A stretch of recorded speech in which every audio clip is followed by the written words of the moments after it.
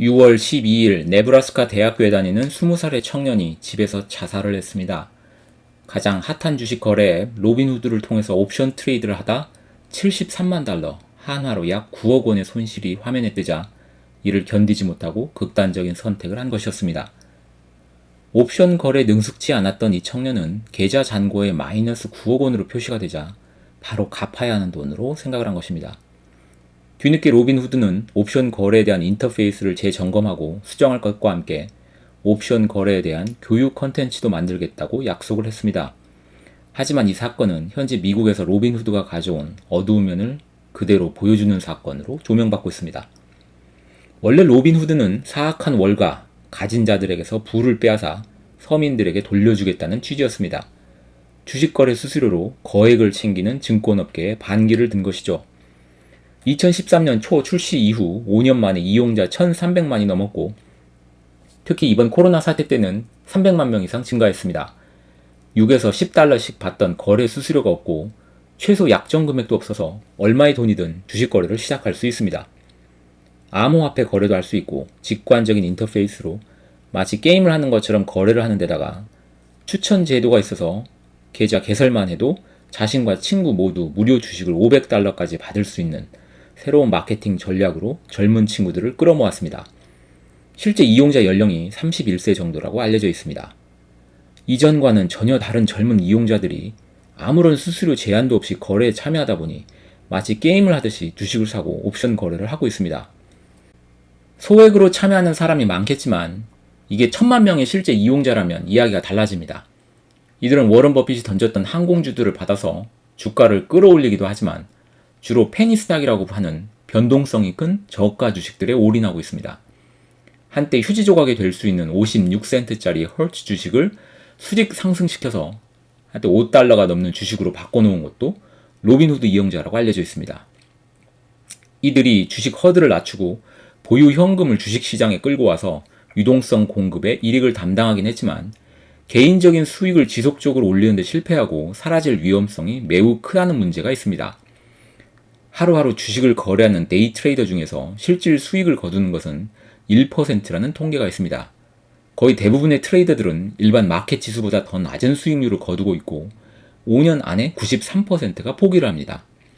실패의 가장 큰 원인은 전문적인 거래 경험 부족과 학습 부족, 시장 리서치 또는 재무 자료가 아닌 감정과 미래에 대한 막연한 기대로 거래를 하기 때문입니다. 특히 현재와 같이 급등락이 반복되는 시장에서는 자신이 잃어버린 것보다 딴 기억만 남고 앞으로 더 딸 수 있다는 도박꾼의 심리만 남게 될 가능성이 높습니다. 여기에 불을 지르는 것은 로빈후드가 보여주는 교묘한 정보들입니다. 가장 많이 오르고 내리는 종목들을 누르면 로빈후드 이용자 몇 명이 보유를 하고 있는지 그 사람들은 동시에 다른 어떤 종목들을 보유하고 있는지 보여주는 것입니다. 그렇지 않아도 수수료가 없어서 돈만 된다면 미친듯이 오르는 주식으로 갈아타고 있는 사용자들에게 기름을 붓는 것이죠. 헐 주식을 산 사람들은 메이시스나 AMC 또는 데이브 앤 버스터도 동시에 샀다는 것을 알려주는 것이죠.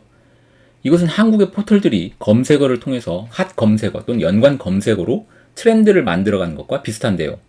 급격한 쏠림 현상을 심화시키고 주식을 급등락시키는데 일조하고 있습니다. 가치 투자를 해야겠다고 마음을 먹은 저도 6월 8일 오후 늦게 시간 외 거래로 엄청나게 급등하는 탑 무버가 하나 눈에 들어왔습니다. 팡디디 네트워크 그룹이라는 중국의 모회사를 둔 주식인데 수백 퍼센트 상승을 향해 완전 수직 상승하고 있었습니다. 실적 발표를 눈앞에 두었다는 것 이외에 노출된 정보도 없었지만 이건 무언가 있다는 생각이 든 것이었습니다. 무엇보다 하루에 408%의 상승이라는 것은 눈을 떼지 못하게 만들었죠. 그래 뭐 한 1,000불 정도는 없다 생각하고 뭐 하루 손실 봤다 생각하고 베팅해 볼까 이런 생각을 너무나도 자연스럽게 들게 하는 것입니다. 특히나 거래량이 작은 주식에 한꺼번에 몰리면서 더욱더 상승 효과를 가져오고 순식간에 버블을 만드는 것이죠. 이처럼 아무리 가치 투자를 강조하고 장기로 보유하겠다는 결심을 해도 하루에 몇 번씩 휴대폰으로 시세를 확인하게 됩니다. 그러면서 동시에 변동폭이 큰 주식이 뭔지, 이 주식을 산 사람은 다른 무슨 주식을 샀는지 보게 되고 많이 오르는 것을 보면 냉정함 유지하기가 쉽지 않은 것입니다. 수수료도 없는데 남들 다 돈 벌고 있는데 한 일주일 지지부진한 주식을 들고 있을 수가 없는 것이죠. 사용자들을 바보로 만들고 있는 이 손안의 주식 악마 같은 로빈후드는 어떻게 돈을 벌까요? 첫 번째는 프리미엄 서비스가 있습니다. 한 달에 $5 수수료로 마진거래, 다양한 리포트 등을 제공합니다. 두 번째는 이용자에게 대출을 하고 이자를 받습니다. 골드 서비스 이용자 중에서 등급을 통해 $1,000 이상 금액에 대해서는 5% 이자를 내야 합니다. 로빈후드는 처음부터 수익은 사용자 계정 잔액에서 발생한 이자로 창출하겠다고 했었습니다. 데이트레이드를 5번 연속으로 하려면 계좌 잔고가 $25,000가 필요하기 때문에 많은 돈이 계속 묶여 있을 수밖에 없습니다. 그런데 문제가 되는 분야는 수많은 이용자들을 통해서 얻은 거래 정보를 돈을 받고 팔고 있다는 것입니다. 증권사로부터 로빈후드는 수수료를 받고 있는데요. 증권 거래 앱이면서 로빈후드는 실제 거래를 하지 않고 더 큰 증권사에 거래를 위탁합니다. 일을 시키는 입장이니 돈을 주면서 거래 요청을 해야 할 것 같은데 반대로 1달러당 최대 0.00026달러씩 돈을 받고 있습니다. 돈을 받아야 할 증권 거래사가 엄청난 주문 요청서를 처리하면서 돈을 반대로 준다는 것은 그를 통해 무언가 돈을 만들어내고 있다고 봐야 할 것입니다. 실제 이 일을 처리하는 시타델 세큐리티는 SEC 조사를 통해 $2,200만 벌금을 부과받았습니다. 또한 로빈후드는 초단타 매매 서비스 업체에도 이용자들의 주문 정보를 팔아서 수백만 달러 규모의 수익을 창출한 것으로 알려졌습니다. 로빈후드와 협력하는 또 다른 헤지펀드사는 시장 분석 및 재무 정보 공유 문제로 SEC에 소환되기도 했습니다.